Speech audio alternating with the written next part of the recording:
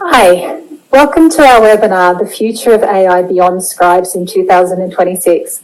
I'm Katrina Otto from Train IT MediQo, and I'm absolutely thrilled to be with you today and joined by MediQo in this webinar where we're going to focus on what's new, what's happening in AI, and prepare you to be thinking about how you could use AI to increase your revenue, reduce admin, and improve patient safety.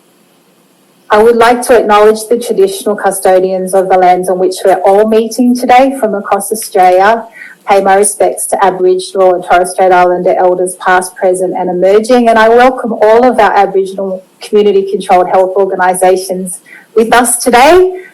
I welcome everyone. It is an absolute pleasure to be here to be able to present to you some of what's new, what's happening in AI. This is now a fundamental skill we all need.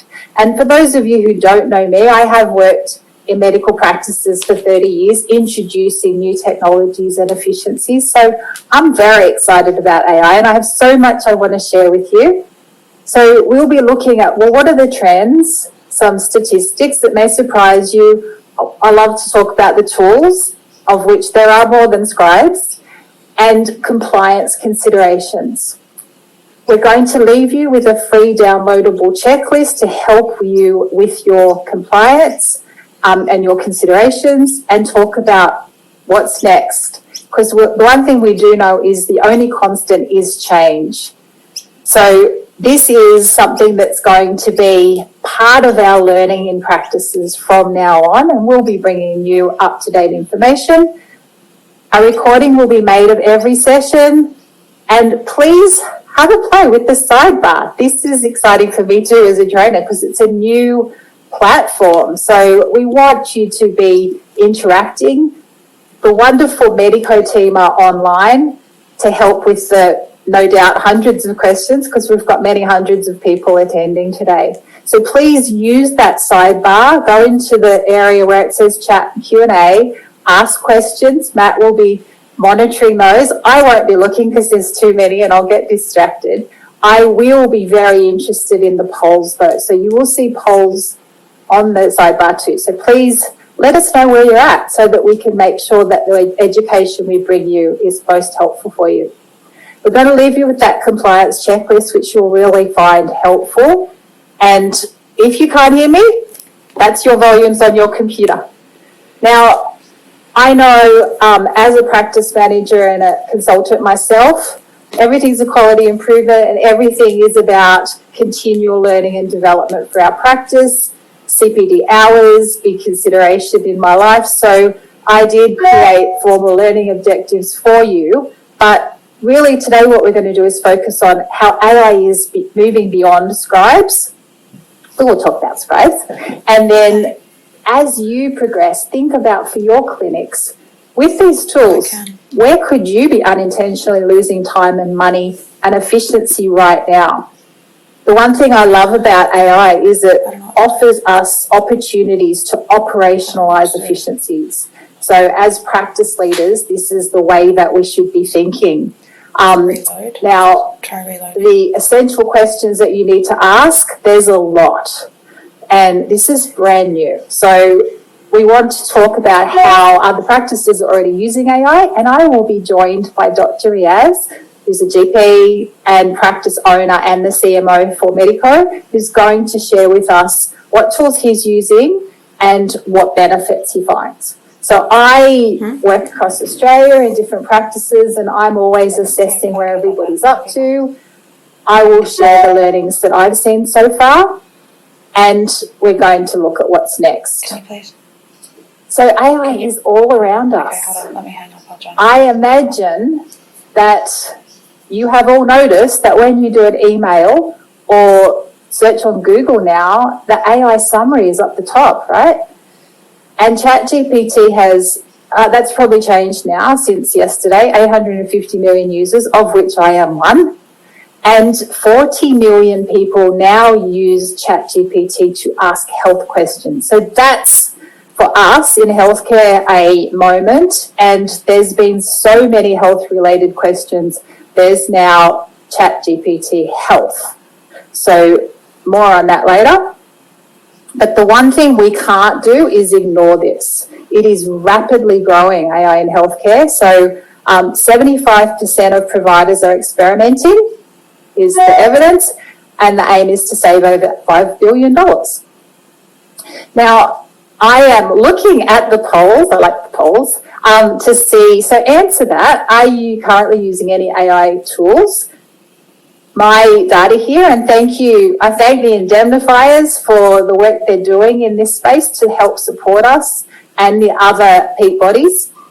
But GP's use of scribes doubled from 2024 to 25.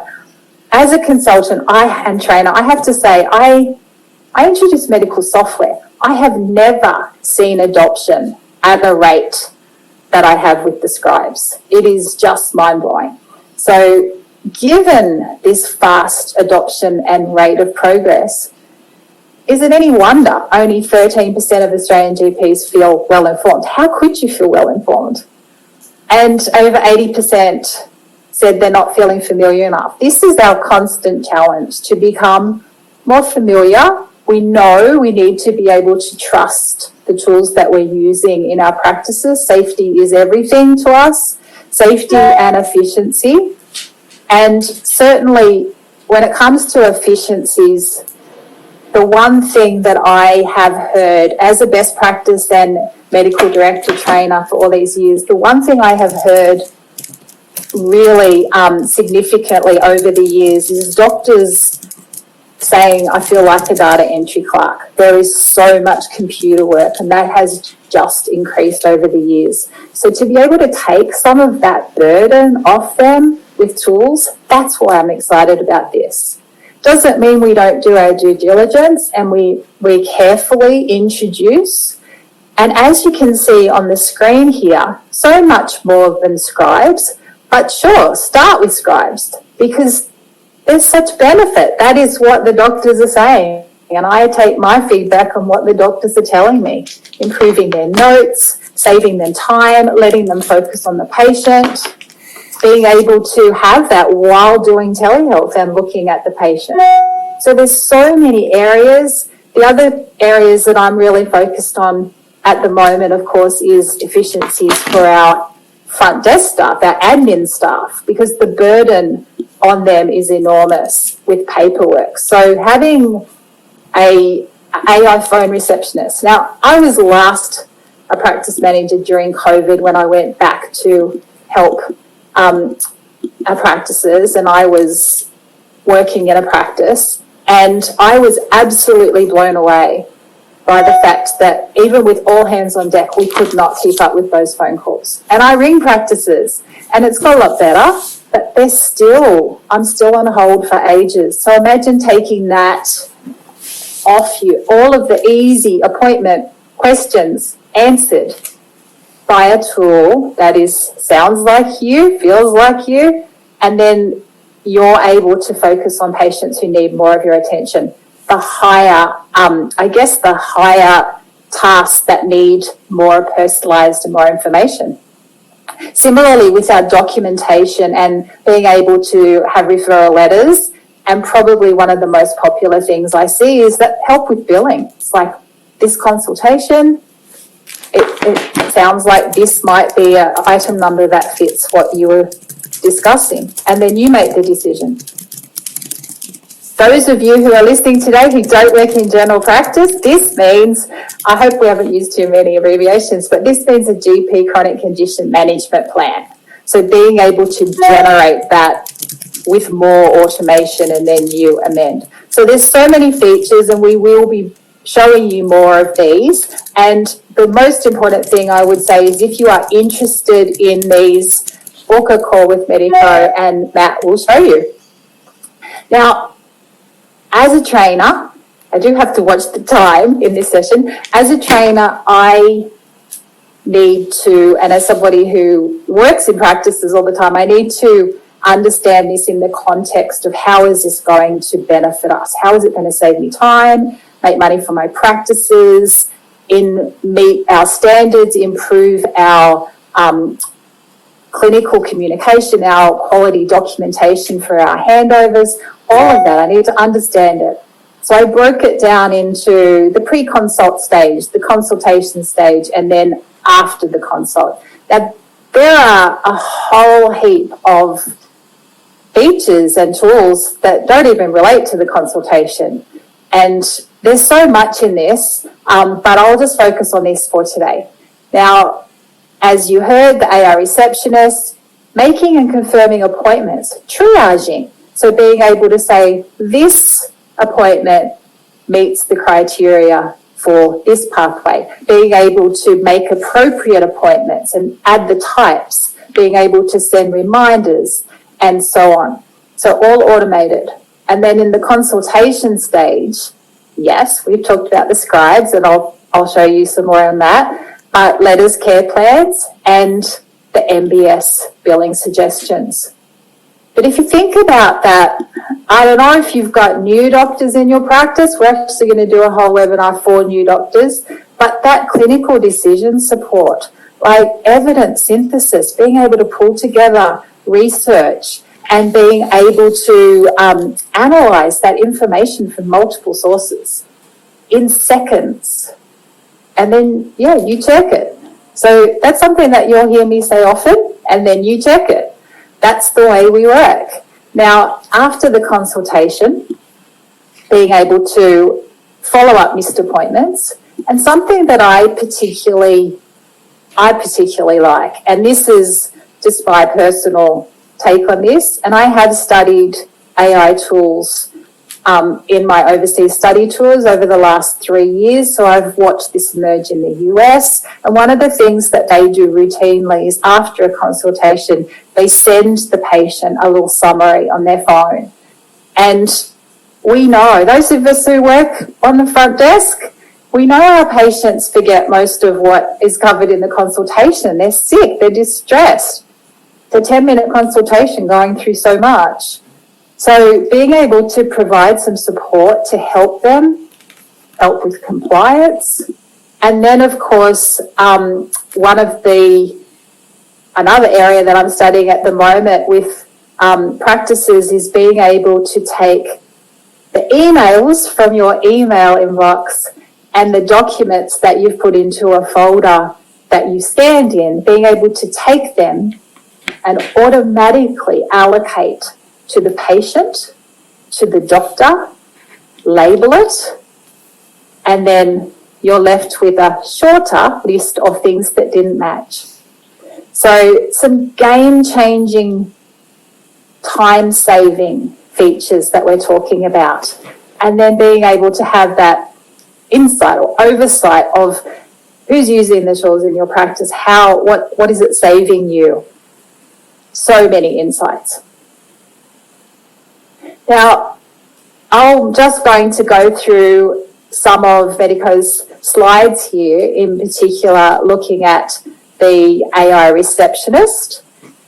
So pre-consult triage we talked about, allocating to the correct lengths, answering FAQs, and something that's going to benefit our practices enormously is having other languages. Now, as all of these tools progress, we will see greater integration with your PMS, your practice management systems. So integrated with best practice and other software at the moment. And that's where I would say to you, this is an evolving field. So that's MediQo. Now, if you are looking at your own software and you're using a scribe at this point in time, I have to say it is a very simple process to copy that into your progress notes anyway. So that's just one tool, and I am, I guess, mildly suggesting that's a good place to start with the scribe. And again, I'm saying that because so many doctors have told me that it's really helping them. But you have to check it.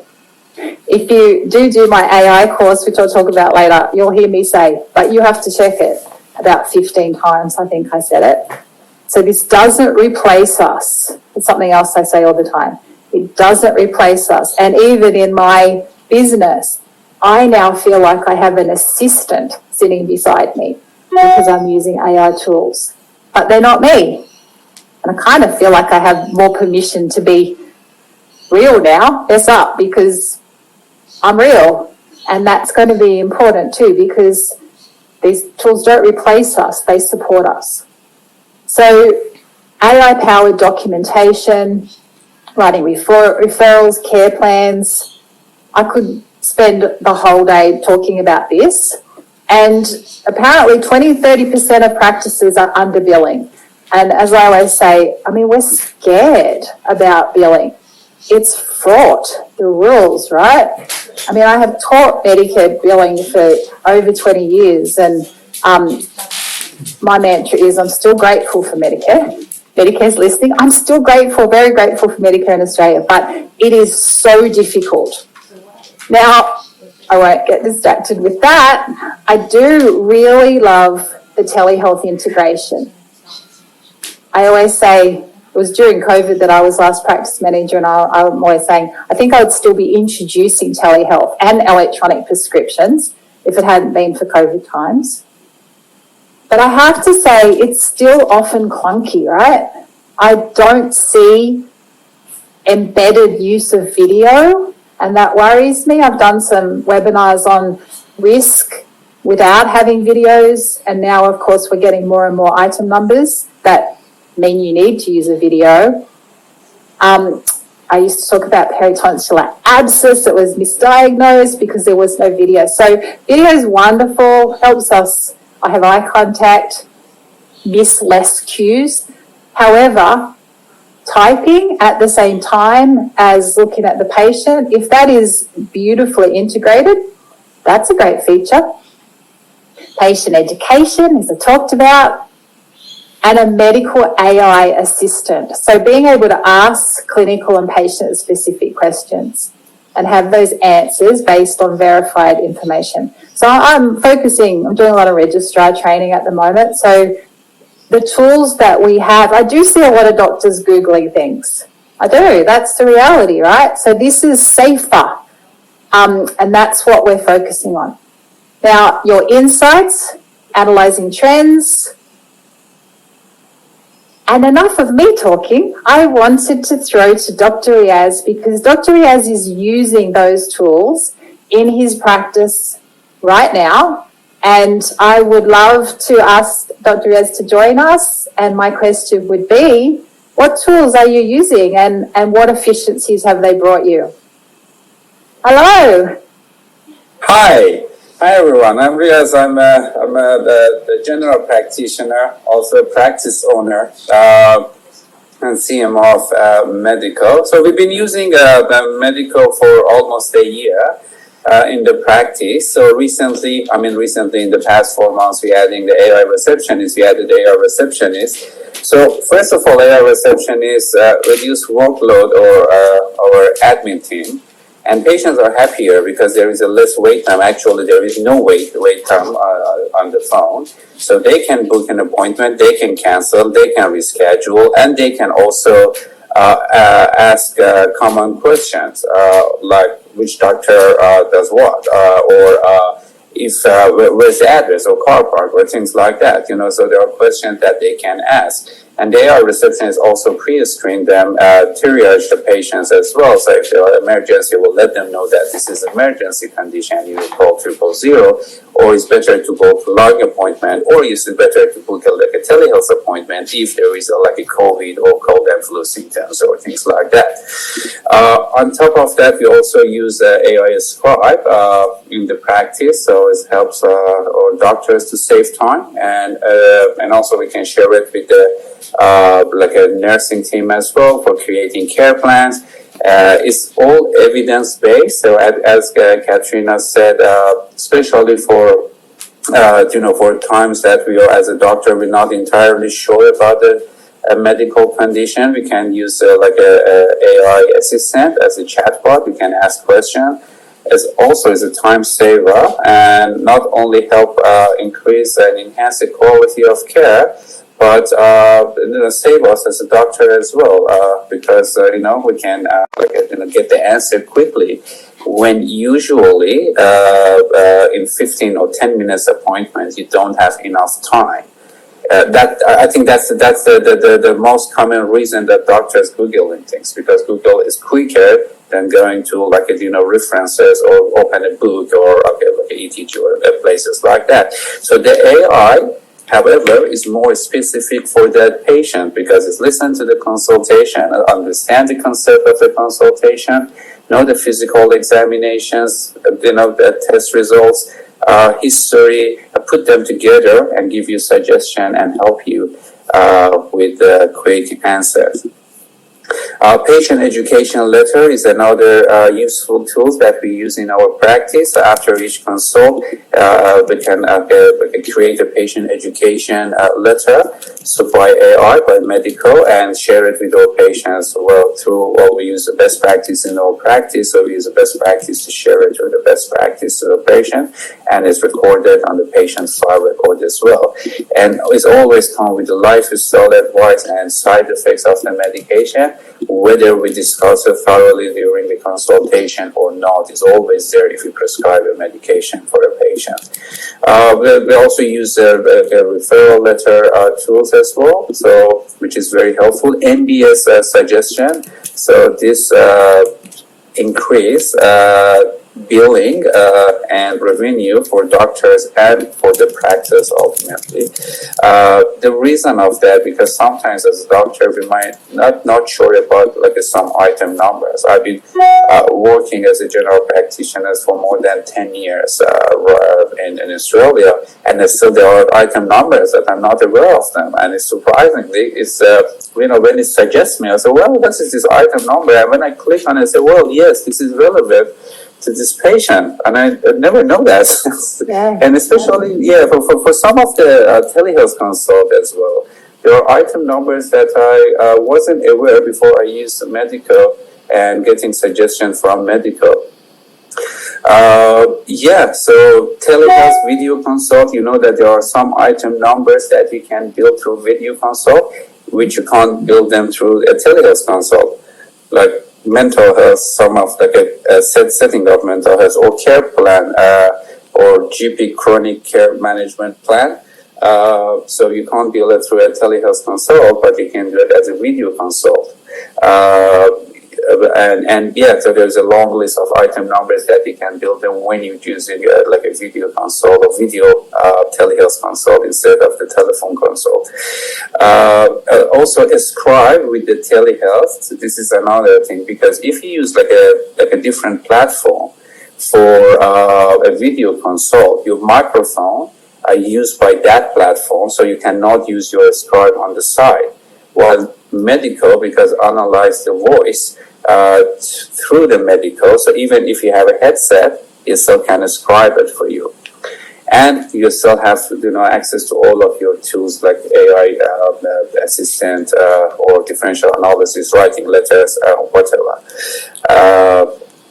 So I think there should be more features, but there's so many, and you could send them a summary. There are literally so many benefits, and we encourage you to type your questions in, and if we don't get a chance to answer them today, Matt will get back to you. Book in a demo with Matt to see all MediQo's features. And some of the tools that we're talking about, might not be what you're focused on at the moment. So I always say, we're talking about change management, right? It's just like we did with software, when the clinical software, doctors started with prescribing and ordering tests. Start with what's going to be most beneficial to you. If the documentation for doctors, if they're spending so much time, they're staying back, if that's the pain point, start there. If it's answering the calls, start there. You might even want to do, if you're the practice leader, you might even want to do a QI activity on it, PDSA, and to highlight what are the benefits, bring the team along with you. I won't go down my quality improvement training path now, I won't get distracted. But thank you so much, Dr. Riaz, and know that Dr. Riaz, and if the question's relevant for me as well, we'll all have input and be able to help with those questions. Thank you for answering the polls. I love to look at those. I can see a lot of people are answering the polls. So please, the chat, the polls are for you. And look, there you go, there's a QR code. Another thing that COVID times gave us, hey? So we are continually evolving. The rate at which you evolve will somewhat determine the success of your practice. We need to be innovative. We need to think differently. We need to be focused on the benefits for our patient and bringing them along with the tools as you implement them. Let them know what you're doing. I mean, we're going to talk about consent. So educate them, bring them along, show them that you're doing this for them and to better support the clinicians who care for them, right? So a little from me now on introducing changes with AI. And thank you, MDA, you're in my course, Yvette, you're in my course. Do your due diligence. And I would just draw your attention to these three. So is the product suitable for healthcare? What privacy and compliance components do they meet our requirements that we need to meet? And that's where we've got a whole checklist for MediQo, and I've also included a whole checklist. I do not know Dr. Darren Fu, but he's the Deputy Chair of RACGP Digital Health. I found this online. I thought it was good. It was July. It's probably out of date. That is what we need to be thinking with anything related to AI. So staying up to date, it's our new challenge, right? But that's part of our role now. If you are in a role of supporting practice or leading your practice, and something that we need to very much focus on is the compliance, is the consent and controls as well.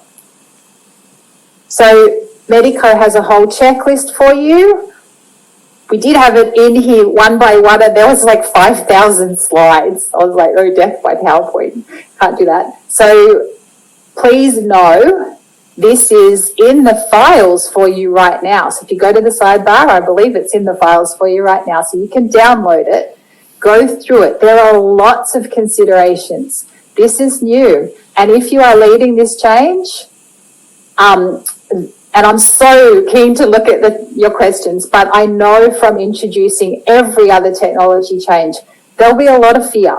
There'll be a lot of questions, and we need to work through those questions so that people feel comfortable. We're not going to adopt technology we're not comfortable with. So is this designed specifically for healthcare, not just adapted, and verify it's been tested, ensure, as you heard, there definitely has been clinicians involved, and also confirm that the AI generates its output. You will hear me talk about bias. You will hear me talk about hallucinations. I wasn't familiar so much with this word hallucinations until I started to teach AI. And I don't know if you found this, but ChatGPT, it doesn't get it right. So it is something that you will work with. It is a tool. Now, confirm compliance, whether it is used internationally. So as we know, we have to comply with our Australian privacy principles, and you as clinicians using it are responsible. So we need to know that the tool that you're using, so there is a checklist from MDA, there is a checklist from MediQo. There's a lot of support coming your way on this from legal firms. So look at it all, do your due diligence and confirm that it's hosted in Australia. Ensure your practice can retrieve or delete retained data, that it's not stored externally, and confirm that it complies with your tool complies with the Privacy Act and the privacy principles. Okay, so we do need to get consent. We do need to consider, so our cybersecurity, we need to include this If you're in an accredited dental practice, you need to include this now in your privacy policies. You need to include it in your staff training. Confirm your vendor conducts regular penetration testing. And so talk to your software vendor about this. And patient consent is something that I wanted to talk to, because some of the tools, the scribes, for example, as you use them, each time they will ask about consent. So we do need to collect consent each time. We don't need to have them sign a form, but we do need to tell them that it is being used and get their consent for that. And we all know what happens in our practices if we blindside our patients, if we don't tell them things. So be upfront, take them with you, have the conversations, work through concerns. And you have now the ability to be able to provide that information and build that relationship with your patients. So this is what the sort of thing that builds trust. Now, confirm whether it works during the consultation and not only after the consultation, and confirm there is native integration. As these progress, more and more will be integrated into the clinical software. This is new for the vendors as well, and I don't know how they keep up with all the government changes that are thrown at them. But yeah, it is a challenge for all of us. Okay, so please have a look at that checklist, go through it all. And the poll, I want to look at how confident are you in the compliance of your current tools. So a lot of you said scribes. I can't look at the tools. I need to move on. But sorry, I can't look at the polls. I need to move on. Let's talk about because I want to leave some time for Matt to answer your questions. Trends and predictions. This makes sense, right? Our practices are struggling. So AI that helps the bottom line, that directly increases our revenue, will be prioritised. We need sustainable, profitable businesses. AI receptionists, I've already seen that. So they're becoming more popular by the day. Outbound calls introduced to follow up. And no more missed calls. Call abandonment will become an unacceptable metric. MBS billing will be a focus. All of these are going to mature rapidly. The pace blows the minds even of the IT providers who are used to that fast pace. This is like nothing we've ever seen before. So, breathe, go with it one step at a time. Okay, so the outputs will improve. I've even seen that using ChatGPT. The outputs improve over time. It sort of gets to know you. But you do have to be aware of the bias of information at times. And that's why we want to ensure that the tool that we are using is safe and it follows the guidelines for Australia. So our workflows will become more seamless. Yay. You know, as a software trainer, I always talk about systematic efficiencies. So this is about operationalizing efficiencies. And for those of you who don't live in the IT world, UI is a user interface, or a GUI, a graphical user interface. So they're going to get better, and it will support during the consult, not after, real time. Your proficiency in your clinic will vastly improve. So it will become a core professional competency. And that is something that I really believe that for practice managers listening, this is a fundamental practice skill. We cannot bury our heads in the sand and go, I'm not going to do it. Like I had many, I'm not going to use a computer. I'm not going to use it. It's like just step by step, stay aware. Risk savvy, not risk averse is my approach. Now, what are the benefits it can bring? So, yeah, compliance and data will be paramount. Great, as it should. If you can't guarantee data privacy and security, we don't want you. And then consent and transparency become standardized. When I first started training medical software, there was 23. And that became a smaller pool over time.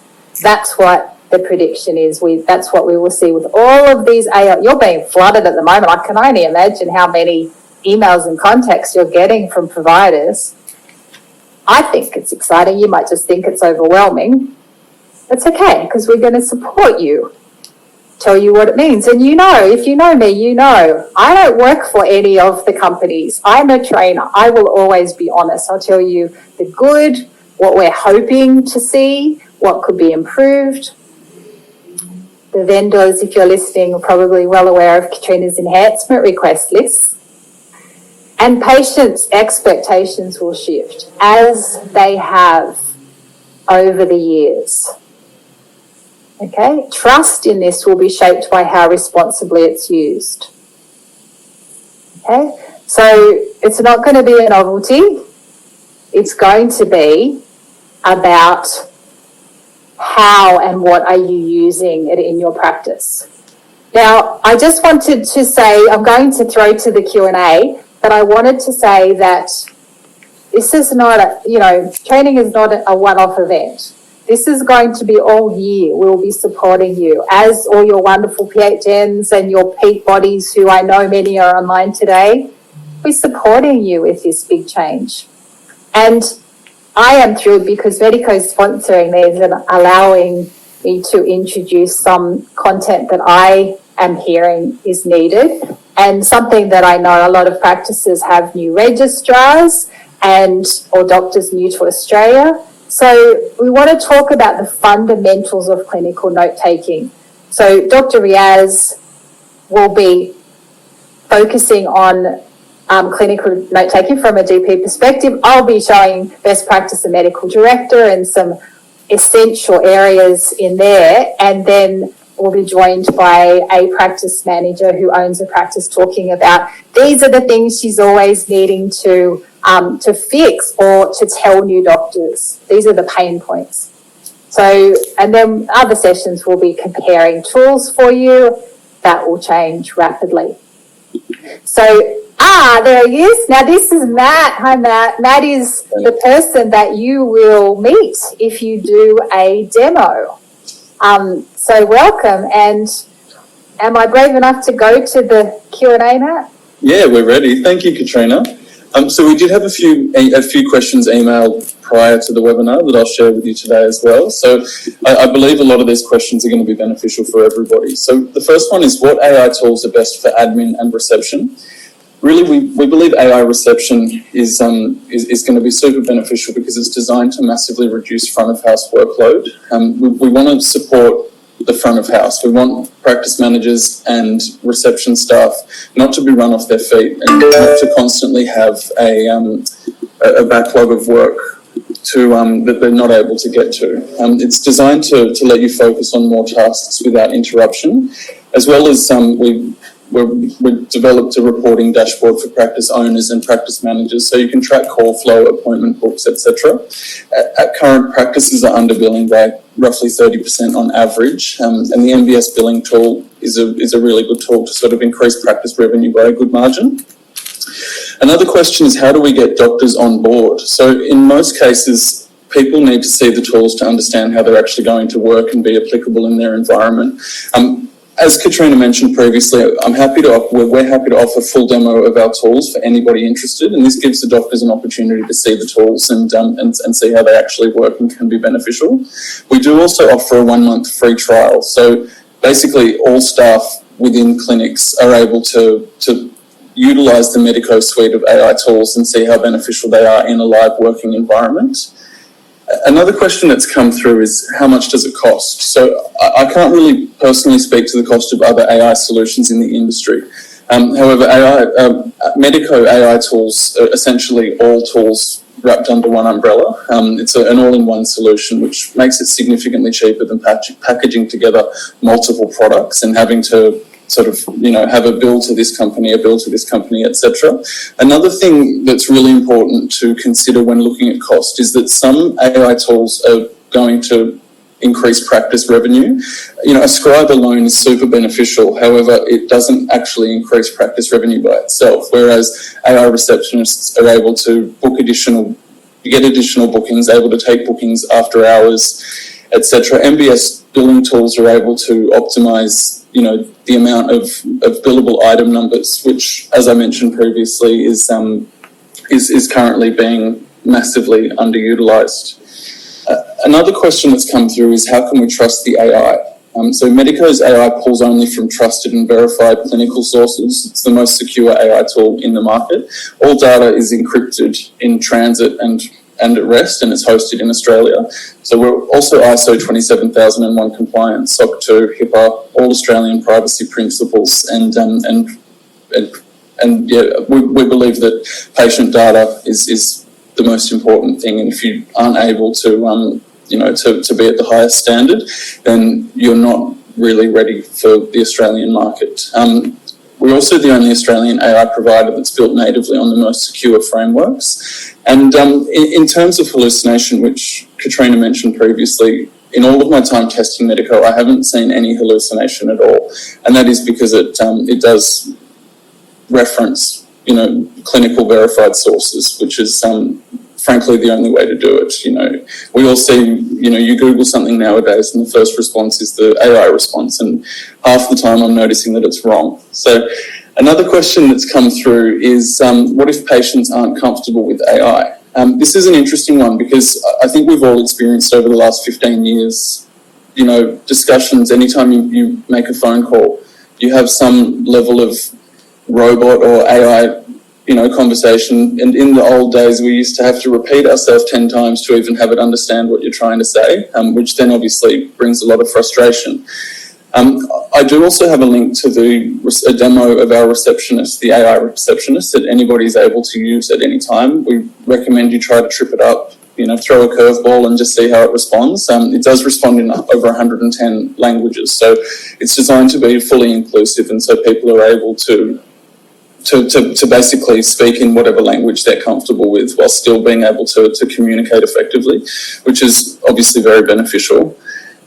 Patients are also able to ask to speak to a human receptionist at any time. So, I mean, if they're not feeling comfortable, they can just say, look, I'd like to speak with a human, and the AI receptionist will transfer them straight through. Another question that came through is the point to remove human receptionists? And no, not at all. Really, human receptionists and front of house staff in healthcare have a very, very important role. You know, there's always an ongoing list of tasks that they need to complete. What we find is that if they're spending the whole day answering the phone to book appointments, that they're not able to get to all of the work that they really need to do. It makes it difficult to check patients in, to handle billing. It makes it difficult to, you know, fax any sort of documentation off for GPs. It can be really, really difficult. In some clinics, however, where, you know, you might be using a virtual receptionist or an offshore receptionist, it could potentially sort of do the whole role. But in terms of sort of in physical clinics, we don't want to undermine the importance of physical staff because they are very, very beneficial. Another question that's come through is compliance is so strict in healthcare, it makes us afraid to bring on new tools. And we completely understand that, which has been a massive part of Katrina's talking points today. Compliance is the most important, and this is really why we have such a strong focus on compliance and security, because it is a fundamental aspect of healthcare.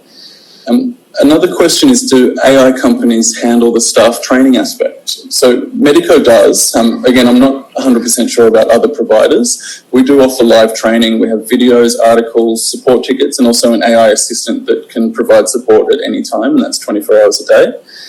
And I think the final question I have here is, it's not exactly a question, but it's amusing. It says, our practice finances are really tight, but I like the idea. So most practices do see significant increases in revenue within a couple of weeks of implementing MediQo AI. It saves time, it books appointments, it optimises billing, it's able to automate documentation so GPs aren't spending hours. It's able to capture all notes that are relevant to the appointment within the confines of that short appointment time, which means you don't have to block time slots out to catch up on things, or have a massive backlog of work, which can potentially cause you to miss things. The cost is also lower than other companies in the market that I've seen, especially when you look at it as an umbrella solution. And what we've also seen with our weekly reporting dashboards is the return on investment is significant and rapid. That's all the questions that I have at the moment, and I think, Katrina, our time is pretty much. Yeah, we have used all the time up, and I just wanted to very quickly say to one of those points in particular. One of the things that I was surprised about, my initial thinking was that humans are always better, but what I learned is that humans choose the wrong patient from the database when they're making the appointment. And there was actually less errors because it's validating who that patient is before it's choosing them. Similarly with the documentation. So I had to change my thinking. But one of the things I have for you is a whole entire AI literacy course, which will take you through how you can implement this in your practice, because it's a huge topic. So the tools, recommend, talk to Matt, trial them. And I'm seeing in practices, doctors are trialing different things. So it is really at this stage, experiment, get to know them, talk to Matt, see the tools in action, and then use that in your practice to have discussions about where's the priority pain points and where are the benefits. And yeah, stay tuned.